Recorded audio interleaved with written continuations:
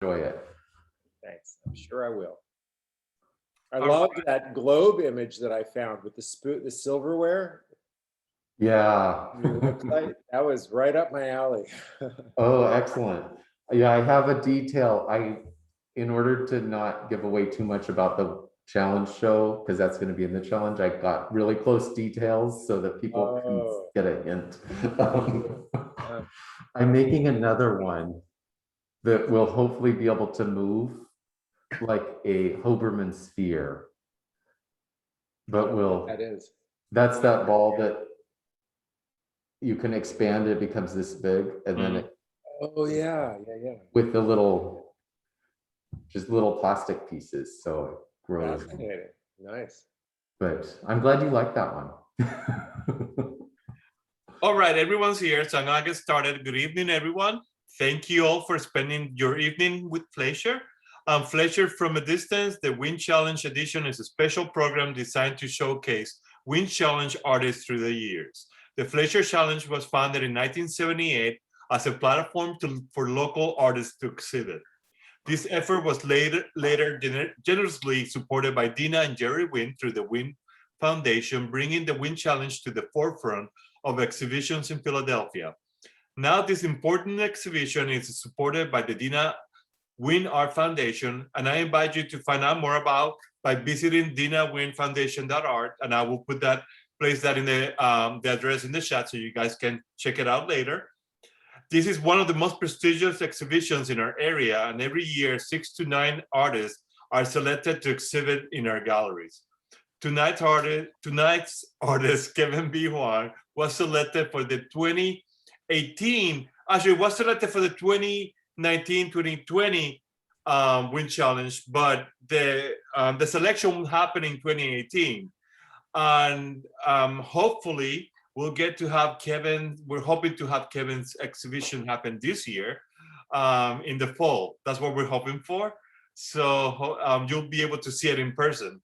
And Kevin, how are you? I'm well, thank you. And thank you so much for giving me the opportunity to talk with you. I'm just going to explain, I'm in NextFab where I do most of my work, and we're still following the COVID protocols, which is why I have the mask on and I can't take it off while I'm here. Well, that's fine. As long as you can talk, we're fine. As long as you're and Kevin, have you been since you were, I mean, it's been 2 years, really almost 3 years since you were selected. And have you been working on your own stuff all this time? Yes, I've continued to work on the items for the show, and the shutdown allowed me to really think critically about the work that I was making and to edit them to make the stories that go along with them more fleshed out, and just to improve the craftsmanship and so on and so forth. So in a way, I was happy that there was COVID-19, but at the same time, it's a little frustrating. Obviously, yeah, but we'll get there. Don't worry, we'll get there. Absolutely. And well, you know, I could keep talking to you, and we'll save that to the end when we can have a conversation, hopefully with everyone here in the audience. If you want to ask any questions during the conversation, please feel free to put it in the chat. If you're shy, if not, you can ask the question yourself. And Kevin, it's all yours. Take it away. Okay, thank you. And thank you for coming, everyone. This is a lot of fun. So this is an image I think you all are maybe aware of. I think this was the image that was used on the outreach. And I'll just talk about it for a moment, and then I'm going to talk about some of my past work, and I'll delve into one series of projects more in detail, and then I'm going to talk about the work of a friend of mine, Leah Huntington, who just joined the meeting too, and I'll show you some of her work as a way of using this opportunity to share this opportunity with other artists in the community. I made this ball in high school, which was more than 3 decades ago, and it's a traditional quilt pattern called Cathedral Window, And what I did is I modified that pattern from a square into a hexagon that could be folded into a triangle. And then those triangles make this shape of this ball. And each one is filled in, has these little patches, and then it's folded over and sewn down. So it's a very, so you see the, in the original design, these would be quatrefoils or the 4-sided stars. This one here is a trefoil, a 3-sided star, but it becomes a 3- and 5-sided stars. I believe I included some images of the in progress work later. Kevin, can I ask you, because I'm sorry, but quilting, you knew how to do quilting in high school. I need to know more. I was in home economics and drafting and art class. And so I just combined a whole bunch of different classes and did one project. It's the lazy way of doing things, using one thing to solve a whole bunch of problems.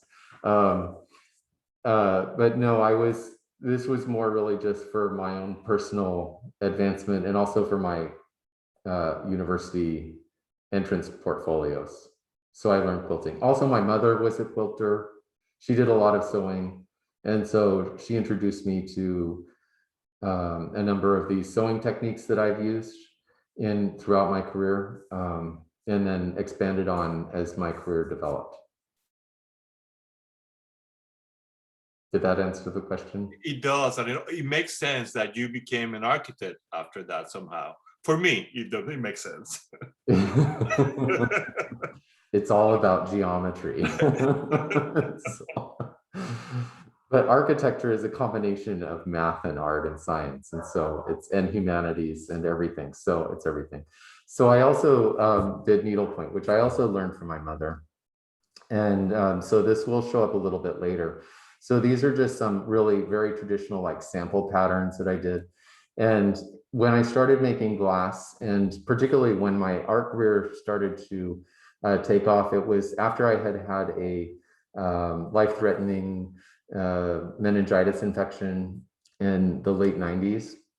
And so basically everything came to a halt. I was just about to start preparing for the architectural licensing boards. And along the way, I just realized that it wasn't going to happen.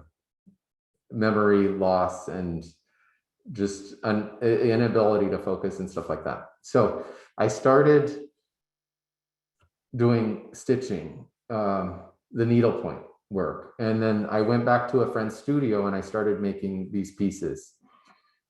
And like this piece here is much larger. This is just a detail, but sorry about that. It had like 4,500 pieces of glass or something like that. So these are all pretty small, but lots and lots of glass pieces. So part of it was the obsessiveness of just having nothing else to do. And as my skills developed, then I was making these things. So this was like one of the previous pieces, but instead of it remaining in a flat state, I, with some friends, Christian Thornton and Jeff Richards, used a technique called a roll up, where we took then the flat fused glass panels and rolled them up onto a blowpipe and blew it into a vessel. And so this is the vessel, this is the inside of the vessel. And then I engraved it with a diamond wheel on the outside. So that's what you see here is what's called batuto design. And typically that's used in metal work. In glass, it's still called batuto, but and the appearance of it, because batuto literally means hammering. So you don't hammer on glass, but you use a diamond engraver to create this pattern. So Kevin, I need to interrupt you again because you're making everything look easy. You know, like you went from quilting to architecture, and then you're glass blowing now. It is all easy. So how did you get to the glass blowing part? Oh, Well, when I was, okay, it's a long story. When I was in when I was in school, and when I was between, in high school, middle school, I really felt like I didn't fit in. There was no place for me. I started to take some classes with my mother at community colleges and so on. So I learned stained glass techniques and ceramics and so on outside of high school, and it became a jumping off point, so to speak, in that it allowed me to be able to follow my own inner desire rather than being tied to the agenda of the school or the particular class.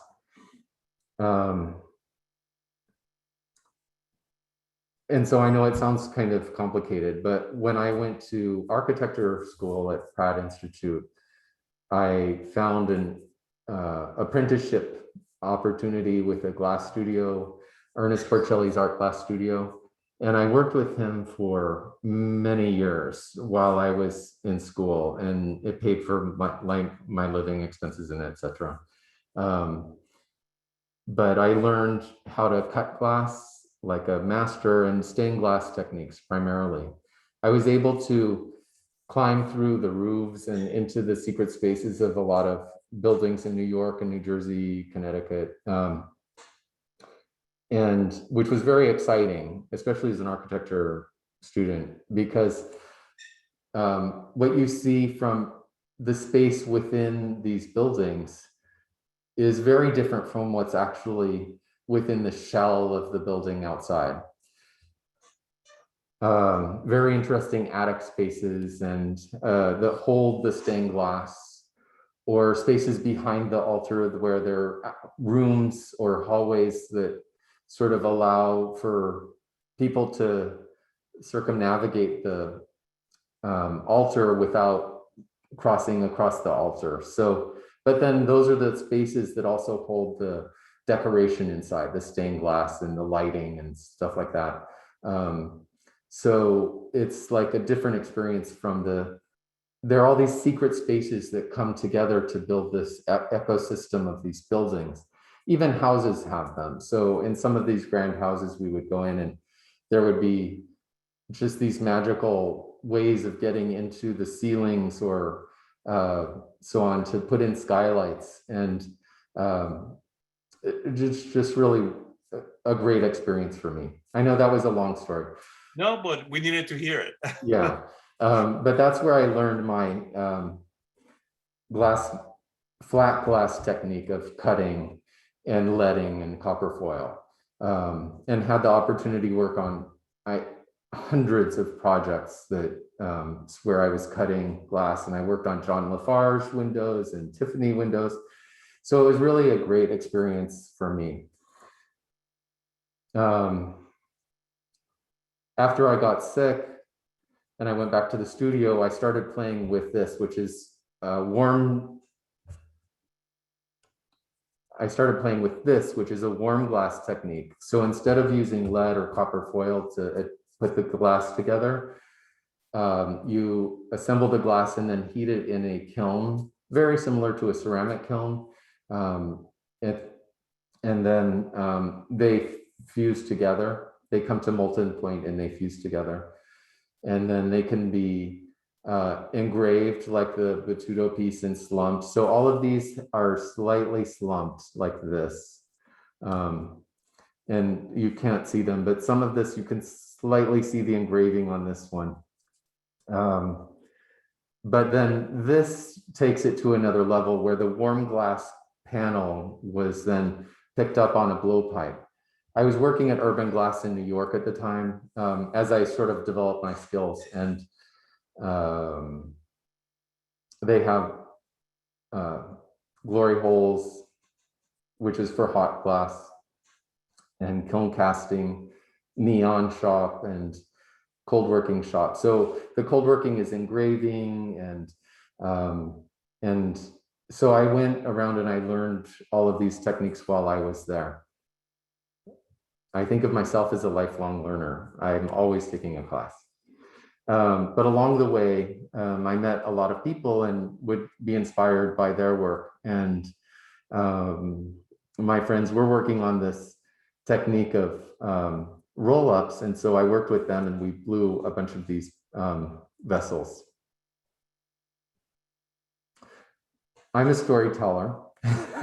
And so that's why my Wind Challenge show is going to be about storytelling. But there's, as I started to get some recognition in terms of my glass work, I started to make this series, which is called a shadow collaboration. I'll show you why, but it's multiple layers of glass. And then I don't fuse them all the way. I fuse them until they're done, but you can see here the texture of the surface of the glass, which appears here as shadows. And this was mounted on this small board for hanging purposes. And I did several series. So this series was mounted in an investment firm in Colorado, and they're flat pieces, large in regard to what people were working on at that time in terms of flat glass, warm glass techniques. But this was inspired just by the mountains and sunset of Colorado. And then this series here are part of these. I always make many pieces and then I choose which ones to include, but these are very large pieces. I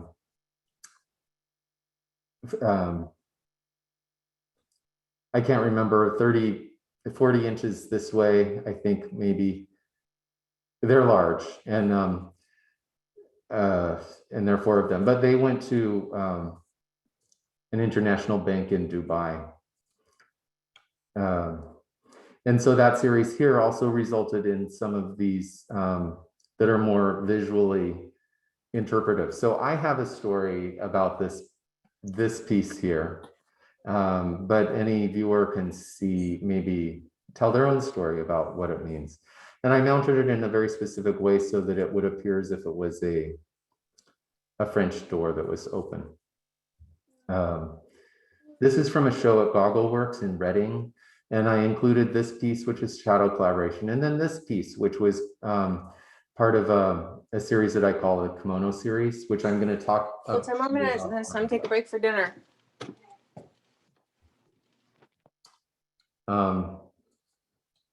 So this was inspired by a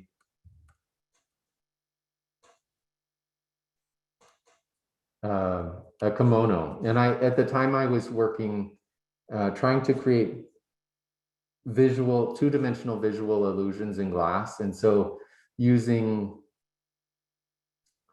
the transparency of the glass and the construction of how it was put together and geometry again. This was an inspiration from a kimono that my parents purchased on a trip to Asia. I'm not exactly sure where. And it kind of looked like this. It was blue and white. All of my pieces, not all of them, but most of them hang on the wall and they use the shadow to enhance the image. So in my struggle and search to find an image, I was actually in a SOFA New York show. At the same time, this kimono was at SOFA New York. SOFA New York is Sculptural Objects and Functional Art, and it's a big show that goes on every year in several cities, and it's a chance for buyers and sellers to connect. But the director of the Museum of Crafts in New York purchased this kimono. That's why it was in the New York Times on September 1st, 2002. And I happened to see this article and I said, oh, that's it. So I literally took this pattern and I created this. So Kevin, one question, like when making a piece like this, I would imagine, and I don't know anything about glass blowing or making, so I would imagine that it's so fragile and it could break. I mean, the you could have accidents basically. And is that the case? Like, how intricate is it? Well, there are lots of breaks and lots of cuts and so on. I was fortunate to have people around who were really a lot of master glass makers. And so I learned a lot about the proper way to make glass objects, especially warm glass pieces. And so the heating and cooling processes are very important in terms of managing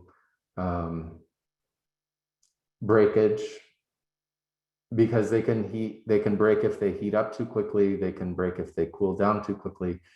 And because of the nature of glass, if they are cooled at the wrong rate, then they stress will be built into the glass. So it could at any point in the future explode because there's stress in there, and at some point the change in temperature or somebody might bump it and it will just break.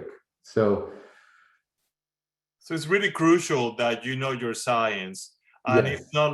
it's not like a happy accident that other artists might have, like, oh, this is perfect, but in your case it's got to be perfect. You got to have it down. Yeah, there's a certain level of precision. My work kind of plays with that because my work appears to be very imprecise in a lot of ways. So glass collectors tend not to like it. And they look at this edge right here and they'll say, why didn't you grind this down? I'll say, because I didn't want to. And, and also this creates like these visual edges. But what happens here is that there are multiple layers where this piece here has 5 layers of glass, and down here, it's only 3 layers of glass. And so whenever you're fusing something that has different thicknesses of glass in it, then there's always a risk of stress because one part will cool down quicker than the other part right beside it, and then you'll get a stress factor, which I have had in the past. But a lot of these, I can say that there is no stress in them because they've been bumped and dropped so many times and they don't break. I did have one piece that broke. I don't have a picture. I might have a picture of it in the show, and I'll talk to you about that because it happened to break precisely down the middle. So I was able to use it. But yes, there's a lot of precision. And the funny thing is, I don't know how to enlarge this, but can you see that this little piece right here has 4 balls? Well, now that you mention it, yes, but I mean, we Okay. couldn't really. So I made all of these little red balls on a torch, and then I put it here. And because I heated this up too quickly, then these had stress built into them because of the way they were made, intending to use them on this piece. And so this broke while it was heating up and became 4 balls. This one broke and became 2 balls. So that's an example of where you just have to accept that you have no control over the end piece. Ultimately, like people think they have control, but in reality, we have no control. And you have to just do as best you can and accept the nature. Oh, here, this piece is very similar to that other one, and you can see here more closely the 2 ball. And this piece was exactly like the other one, but it broke straight up the middle. So I cut it into 2 pieces and I made 2 that had flat edges. This one is gold leafed on the back. As I was making them, they became more and more precious. So this series was gold leafed on the back. So it was the kimono and then the gold leaf. And you can see how the optical edge of this higher level of glass creates a shadow on the gold leaf right here. And so this shadow changes as the light changes. It changes as you walk by it. So these pieces are really alive, and they appear to be alive when you're standing with them. I'm gonna look at the time. It looks like it's We're doing it's 7 o'clock. We're doing good. all right. But they, as you experience them in space, they are a lot of fun. And then I took them to another level. These were exhibited in Chicago, and I was on the board of directors of a small Asian health organization, and realized that the date of the installation for this show was a date that I had to be at an event for that. It was like a major fundraising event. And so I built frames for them. And these frames were treasure boxes or jewelry boxes. And so I built these frames, and they're covered with Italian bookbinding fabric, and they each have an English skeleton key here. The feet of the box actually hold the glass, and this is the inside. And so you can see a hidden hinge, and then the way that this works. And this sits inside this satin divot. So the kimono pieces then became like these little treasure chests.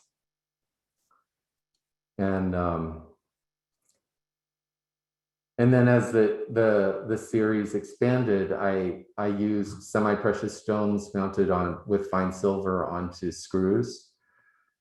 So this is whatever this is, amethyst and moonstone and whatever that is.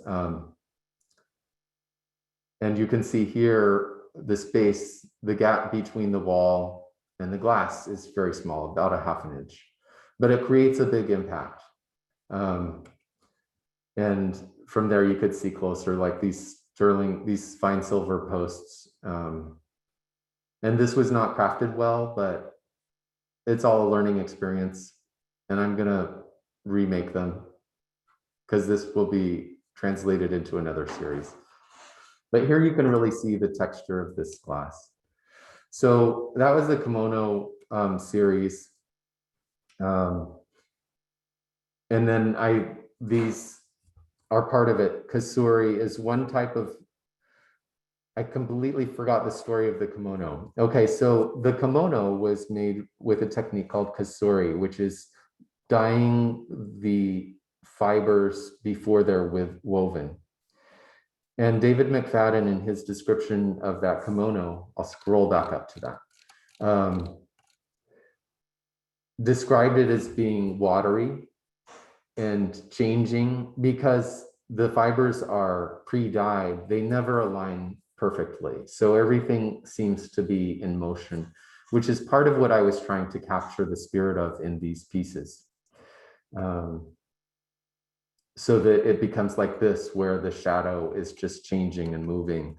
And then this series where you can see the shadow on the wall, it starts to give a lot of depth. And this played with color changes a lot. I was just like playing with the color. And so we created these pieces.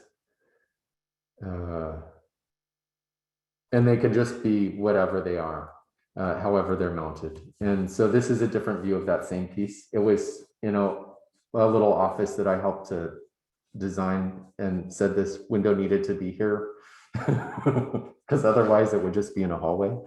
But this was a show in New York as well. And so you see that could just be fun and playful pieces, but very precious, mounted with fine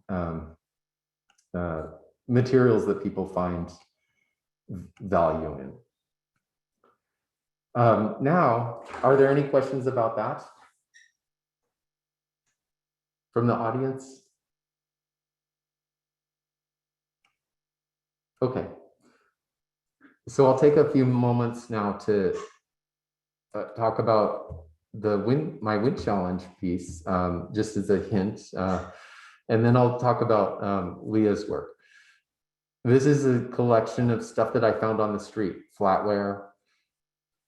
And yes, that's real tableware, money, barrettes, baby nipples, these nitrous oxide containers, religious objects, jewelry, lots of jewelry. And Are these the streets of Philadelphia, or are we talking New York here? Mostly, primarily Philadelphia. This started after I moved here to Philadelphia, and I started to notice things. First of all, the barrettes, and then so I started picking them up as I walked my dogs. And then at some point I realized I had thousands of them. So I had jars full, these gallon jars from deli, like sandwich shops that they get the pickles in. And so a friend of mine had a sandwich shop, so we were collecting these gallon jugs. So you can imagine how big that is. And I have several of those. I had several of those. But then I started to notice other things. And then as I started to see a pattern, I would start to pick them up. So it became a lot of stuff, and primarily in Philadelphia, but I do go to other cities and places. And so wherever I am, I'll pick things up and save it for the project. Now, they each tell a story. So the pieces in the shape of that original ball I told you would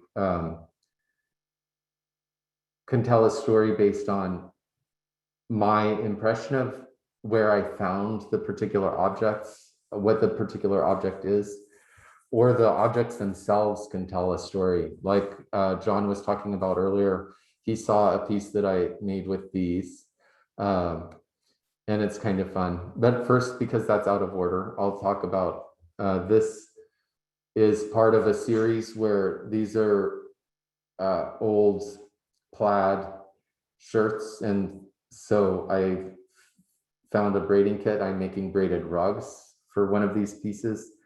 And so it helps to tell the story of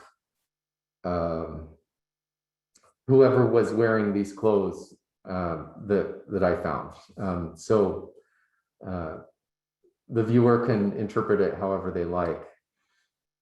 Again, I find when you start to look and see, you can see so many clothes. So I was picking up bags of clothes before COVID, but I still see them all over the place. And so each one has a different phase. So just as I created the kimono series and made small modifications along the way, these are in that same spirit, where the same starting point gets reinterpreted over and over again, depending on what the piece is, what the material is, etc. And so this just got folded over and tied together. And the barrettes, of course, this knives, forks, and spoons. And then on Westmoreland Street in 2018, that was between 9th and 10th. So Westmoreland is pretty far north Philadelphia. And I noticed while I was riding my bike that CLIP, or the city's cleanup program, had cleaned the street. It's prone to dumping because there are warehouses and vacant buildings there. And so the street was clean. And then I noticed a rooster walking on the street. And then a number of days later, I work near there at Temple Hospital. So I ride by there every morning. So then a couple of days later, I saw that people started dumping again. Eventually, the rooster was smashed by a car, and I went to see what was in these bags that had been dumped, and they were filled with clothes. Several bags full, trash bags. And so as I dug through, I realized it was the clothes of a family. So there were some very pretty clothes that the mother had, and they had animal print on them, but also she had some very beautiful, stylish clothes, like leather leather jackets and like these lingerie and beautiful nightgowns and stuff. And so I made with her clothes, a project. And so this is an in progress photo of that. And then all of the other objects you saw in the jars become other things. Are there any questions about that or comments?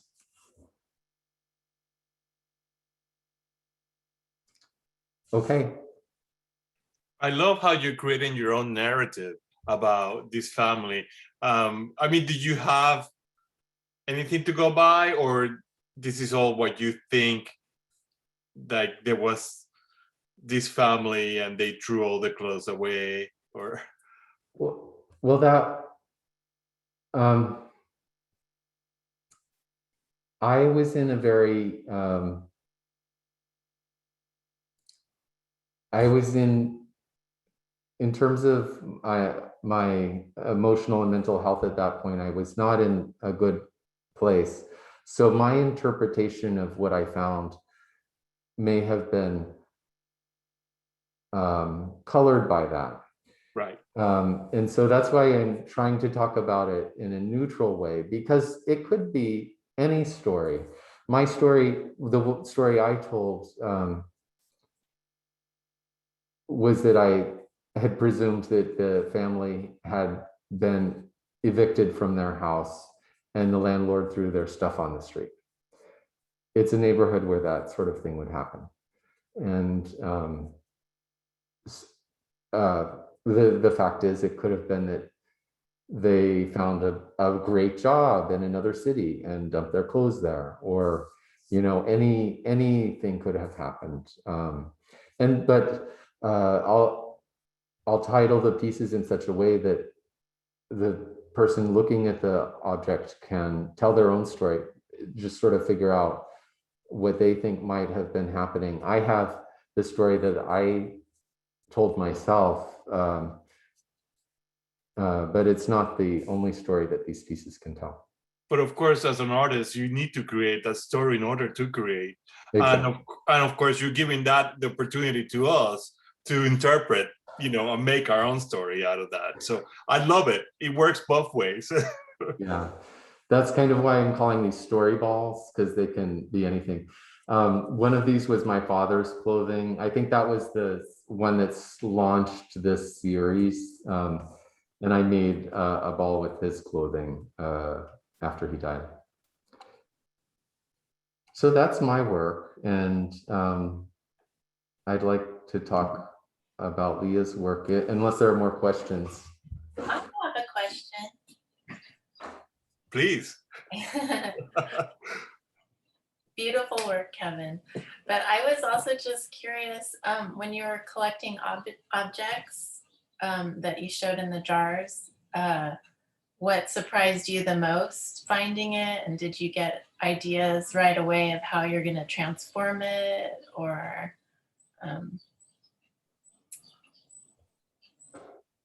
Well,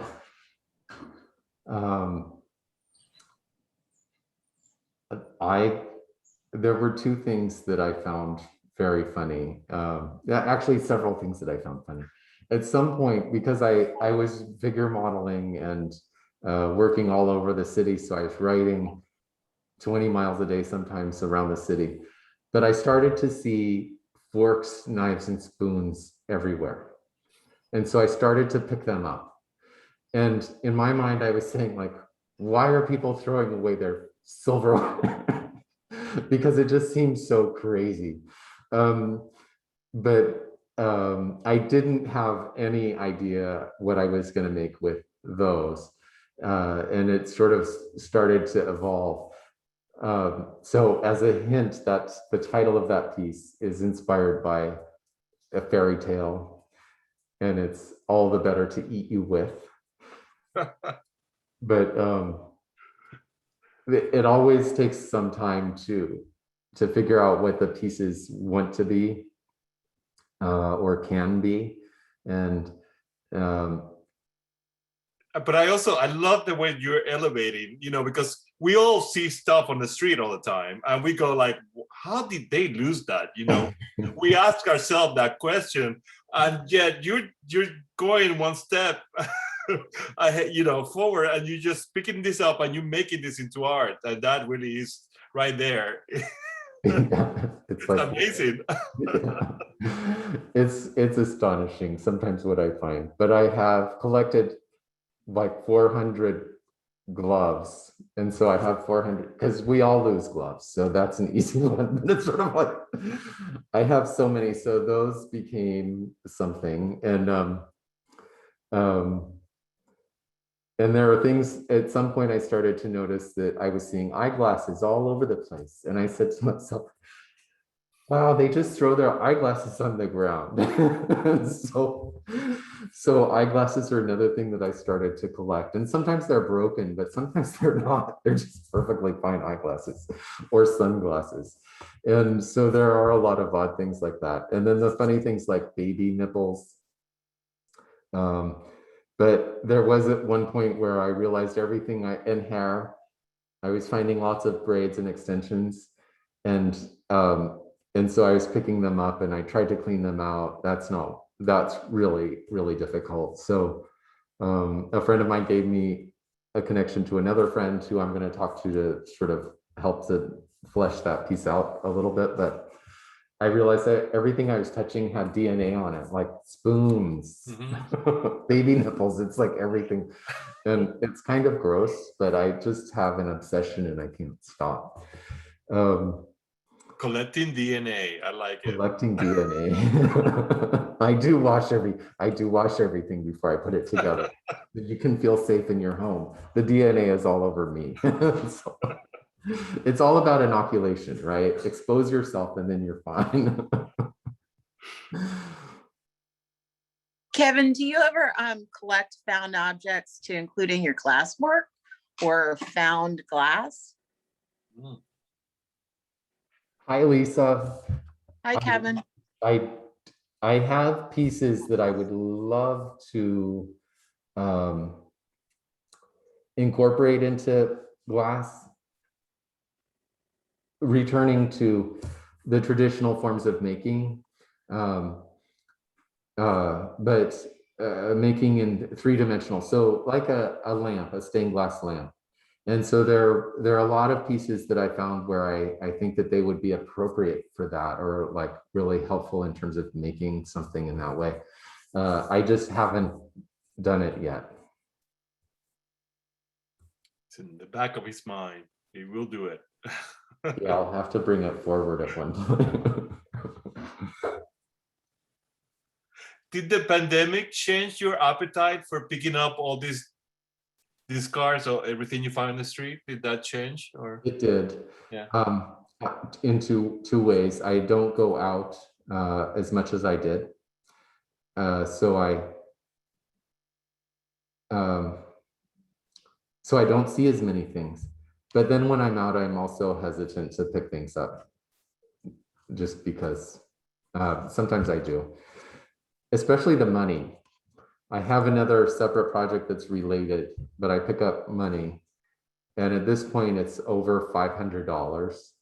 A friend of mine said that when I crossed the $400 mark, he said, I calculated and you've bent over 40,000 times. And I said, no, not really. I said, oh, well, maybe, because sometimes it's $1, sometimes it's $0.25. And I said, oh, well, maybe, I guess that's true, because sometimes I bend over and it's not actually money. And so like, all in all, it's a great form of exercise and it adds up. I see Lisa. So, yes, money I still collect. And it's documented. And it is going to be a show. And then I take the money and I have been purchasing individual stock certificates. So this is an artwork about artwork, because the money has the sculpturals, they're bas-relief sculptures that we all carry with us every day. The money is engraved. And so it's like beautifully made when you look closely, and the stock certificates are engraved. So these are things that most people don't ever have a chance to actually see, because everything is electronic these days. So those little cards that I document every penny that I find on are going to be bound into books and then presented in some form at some future date. Well, can't wait to see how this develop. So Yeah, that one's fun. Maybe okay, another thing. But I see we have about 12 minutes left. Should I move on to talk about Leah's work? sure. Why not?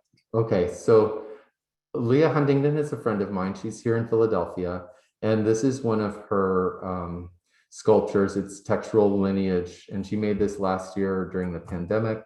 One thing that I really love about her work is that she uses also found objects, and then incorporates them into made objects. And her method of making is similar to mine, where she will put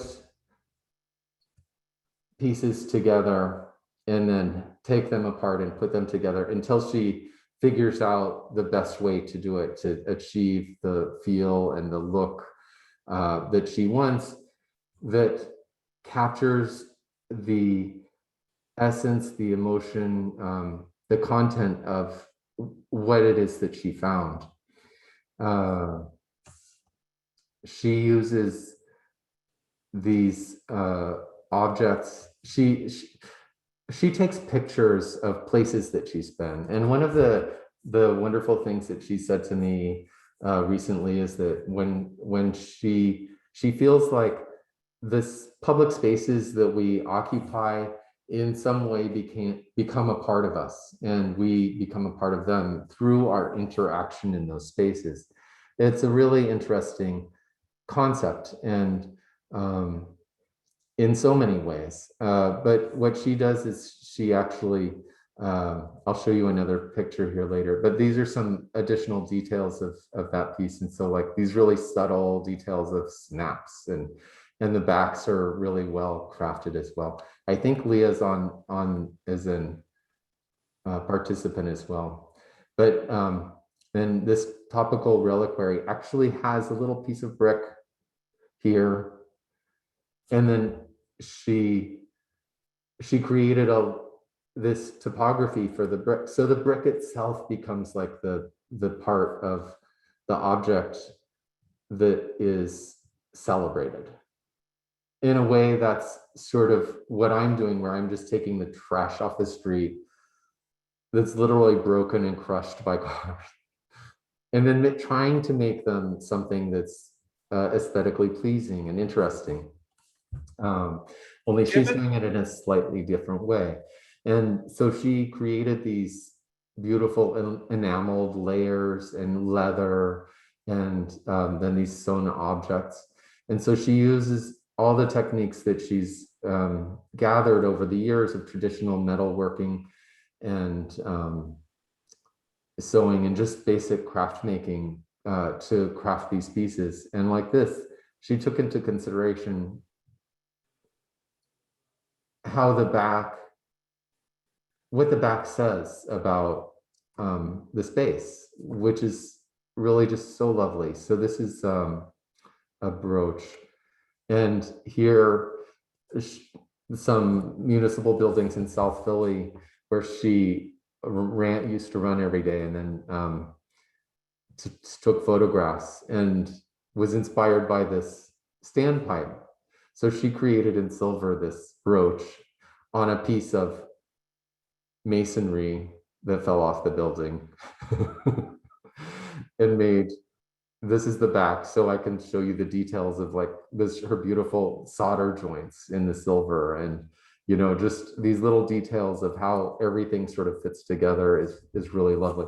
But what I love is her conversation about that idea of space, and are we occupying the space, and the idea that the space becomes part of us and that we become part of the space. And so that's just adds a whole nother layer to the idea of architecture, which is really about just welcoming people you know, being a place for people, for everybody. And But she also Kevin, makes these I really, need to ask you how this connection happened between you and Leah. How did you meet? How did you connect it? I am a member of NextFab, which is a maker space here in Philadelphia. And Leah became a member and was working at the studio I was working at in North Philly. They have a lot of digital technology to be out for making, and are very careful about safety, which is what I explained earlier. I'm at NextFab now, and that's why I'm wearing the mask. But they have like computer operated woodworking and metalworking tools, like printing for circuit boards, 3D printing. The owner actually was one of the early proponents and inventors of 3D printing technology. And he went to Africa and discovered that, you know, with people are given these things, that they'll just create, you know, magic with them, something that you never expected. And so the idea of just providing everybody with these little tools that can help them to invent or to make something that otherwise they wouldn't have been able to make. But along the way, they started to enhance their equipment for artists specifically. So they have a jewelry shop, a textile studio, your standard woodworking and metalworking shops, and they have 3 locations. So you can go and basically do everything from A to Z in terms of your artwork, figuring it out, making it, photographing it, and then being able to use their marketing support. They do a lot of classes in terms of marketing and business support. And so it's like A to Z. But Leah became a member. And so we talk a lot. It's a community like Fleisher, where people can come together and just engage in conversations and find out what they're working on and share what you're working on. And so it's very much about community.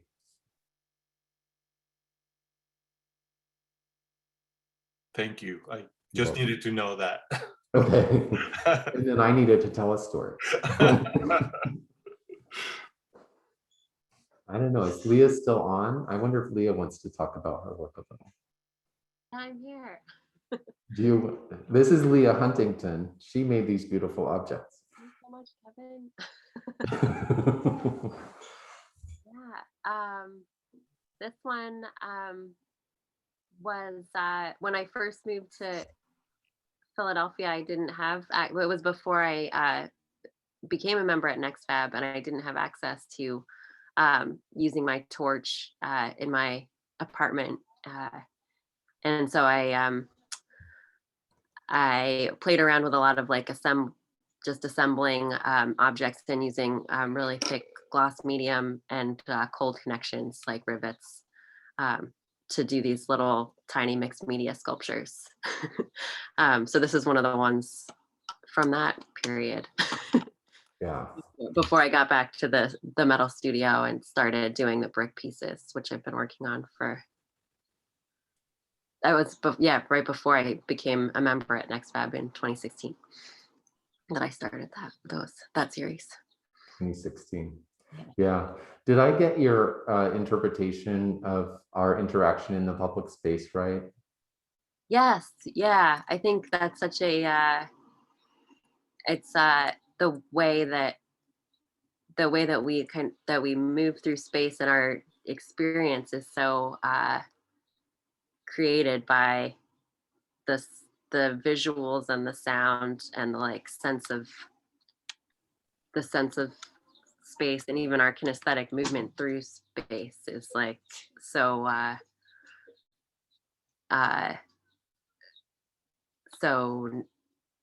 negotiated, or so it becomes so much the places that are our routines as we like do the things that we do. Like you said, Kevin, earlier with your job at Temple, like your commute brought you past that one place, and so it gradually like became more and more familiar to you, and how it almost is like because of our personal experience that we carry in between places that we go to a lot, things that are very public and shared commonly become like their own special intimacy of our own experience with them. Mm-hmm. And that's what these pieces are kind of trying to evoke that and encourage people to recognize. It's an interesting concept. Another friend and member at NextFab, Jason Lempieri, who happens to be a Pratt grad from the architecture. We were there at the same time, but we didn't know each other there. And he is very interested in design intelligence. And so it's sort of a very similar thing where if somebody just carelessly throws a piece of trash on the ground and leaves it there, then that becomes part of the space that then other people, like as we're passing by, we experience it. So whoever carelessly threw the bags of clothing there then affected my happiness as I'm running by, because I was very happy to see the rooster. I was very sad to see it smashed. But yeah, so that's just another way of looking at that idea of how we interact with the space. Thank you, Leah. I'm glad that you shared that. And we have a few more minutes left, and I want to open this to anyone who might have questions. So please, this is your chance to ask questions, or you can put it in the chat, and I'm happy to ask as well.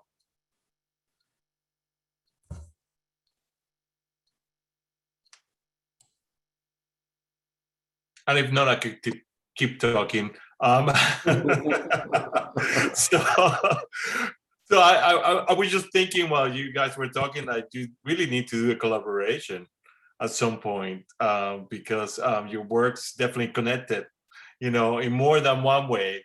And I think you guys should think about it, but that's just my thinking, which usually I should not be talking out loud.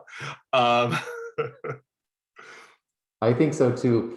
In one situation, I was actually learning the digital embroidery on a Brother machine, and then Leah started doing digital embroidery as well, and taking photographs of the wires in just the overhead wires that are everywhere, and digitizing them and then embroidering them, and they create these beautiful, wonderful patterns.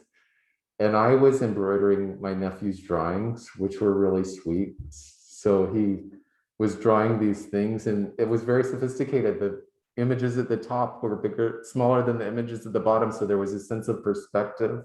And so I digitized them, and I was having so much trouble embroidering. And then Leah came, and all of a sudden she was making these beautiful things. And I said, "How did you learn it so fast?" She was just like magically and it made these beautiful objects. But so that was one of the specific incidents where we were sort of working together. And yes, I would love to work together with you, Leah. Yeah, me too. That would be fun. Well, if no one has any questions, I just want to thank everyone then for being here tonight, and Kevin especially, who will be having a show sooner or later. We'll promise you. Hopefully this year, Kevin's Win Challenge would happen. And stay tuned, because we'll probably announce it soon if we can make it happen. Otherwise, stay tuned, because every Monday we have one of these talks with different artists, and I hope you can all join me again. Anyway, Kevin, thank you so much. And thank you everybody for listening. I appreciate it. And Leah, you as well. Thank you for talking too. I'll just say one more thing if I can. Of course. What you see behind me is an image of my studio at home, and it has another piece that's probably going to be in the Win Challenge. But may not be, and it's called, well, the trees have eyes is maybe the working title right now. They're birch trees, and it was inspired by a photograph, I believe, by Man Ray, but I haven't been able to find it. Okay, that was a free preview, by the way. So I know. I'm mentioning it at the end so that you can't examine it too closely. we love it. Well, thank you, everyone, and have a wonderful night then. Bye-bye, thanks. Thank you. It was fun. Thanks for joining. Thanks. Oh. Good Good night. night, Karen. Good night, Leah. Good night, Lisa. Good night, Good night, Pearl. Kevin. Bye. It was great seeing you. Colleen, Arlen, and Ben, What a wonderful crowd. Deanna, Gerard. No, I'm not trying to say. Mickey. Okay. Great seeing you. Oh, Janusz. Good night, Kevin. Good night, Thank you. Janusz. Great. Okay. Love you. Bye. Thank you, Leah. I hope that that was a good description. It was wonderful. Yeah, it meant so much to me. Thank you so much for sharing my work and showing it to other people. Oh, you're welcome. I see my sister. You guys could say hello. I don't know if you guys can see each other. Hi, sister. Hi. This Yeah. is so much fun. It's great to meet everyone. I know this is my favorite part at the end because we get to say, goodbye to everyone and people talk. And That's right. For a minute, I was like, oh, they want to do private talk, but I can't figure out how to get on. I know that's my problem too. I'm like, I don't know how to turn this on. Can they hear me? No, there's Not to be sneaking in on your, but yeah, Leah, your work is really beautiful as well. Yeah, and we work so similarly. She takes a lot of time making these, and I take a lot of time making them. So I don't feel so bad when I do that because I know she does that too. But literally, like putting things together and taking them apart and putting them together and taking them apart is just a part of getting it right. Right, Leah? Yes, yeah, definitely. Wow, amazing. Well, I'll sign off so you guys can, and Janusz Pav is my husband, and he's actually in Poland. Oh my God. Right. 2 a.m. He was like dedicated. Oh my gosh. that's amazing. So this is an Yeah, international I'm in the style. east, Excellent. behind the Iron Curtain. Oh no. I thought they took that down. How do you have a They curtain did. there? They did, but you still see That's it. why I can see you. That's why I can see you and hear you. It's the Iron Curtain is in the way. Iron curtain that goes with the sculptural Leah's work that's showing right now. Yeah, Bring back a piece for sure so they can use it for their work. Exactly. Well, thank you for joining in from 2 a.m. in Poland. Okay. Thank you. Bye. All right. Bye-bye.